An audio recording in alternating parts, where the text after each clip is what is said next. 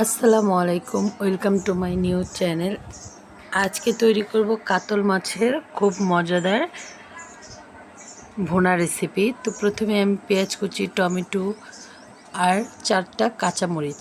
তো আমি এখানে কড়াইতে তেল দিয়ে দিয়েছি। তেলটা গরম হয়ে আসলে আমি এখানে পেঁয়াজ কুচি, কাঁচামরিচ কুচি দিয়ে ভালো করে এটাকে ভাজা ভাজা করে নেব।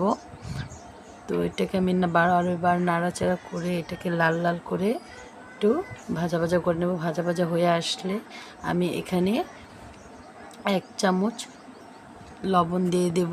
তারপর লবণটা দিয়ে আমি নাড়াচাড়া করে এখানে 1 চামচের মতো আদা বাটা দিয়ে দেব। আদা বাটা দিয়ে আমি আবারও ভালো করে নাড়াচাড়া করে দেব। দিয়ে আমি ভালো করে এটাকে ভাজা ভাজা হয়ে আসলে এখানে 1 চামচ হলুদ মরিচের ফাঁকি দিয়ে দেব, 1 চামচ জিরা ফাঁকি দিয়ে দেব। দিয়ে এটাকে আমি ভালো করে একটু নাড়াচাড়া করে মিশিয়ে নেব। তারপরে এখানে আমি দিয়ে দেব টমেটো কুচি। এখানে আমি কিন্তু আগে পানিটা অ্যাড করিনি। টমেটোটা দিয়ে আমি নাড়াচাড়া করে তারপর একটু পানি দিয়ে দিয়েছি। পানি দিয়ে আমি ঢাকনা দিয়ে ঢেকে দিয়েছি। তারপর আমি 1 মিনিটের মতো ঢাকনাটা রেখে খুলে ফেললাম।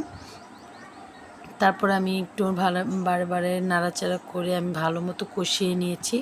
কষানো হয়ে গেলে আমি এখানে মাছগুলোকে দিয়ে দেব। আমি এখানে কাতল মাছ নিয়েছিলাম। তো নেওয়ার পরে আমি এটাকে একটু মিশিয়ে তারপর একটু ঝোল দিয়ে দেব।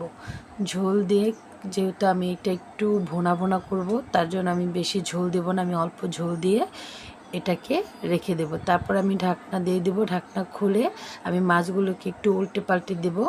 তো উল্টে পাল্টে দিয়ে আমি এটাকে একটু নাড়াচাড়া করে আমি হাই হিটে জাল দিয়ে একটু ঝোলটা শুকিয়ে আসলে আমি এটাকে নামিয়ে নেব একটা বাটিতে। তো এই তো হয়ে গেল আমার কাতল মাছের ভুনা।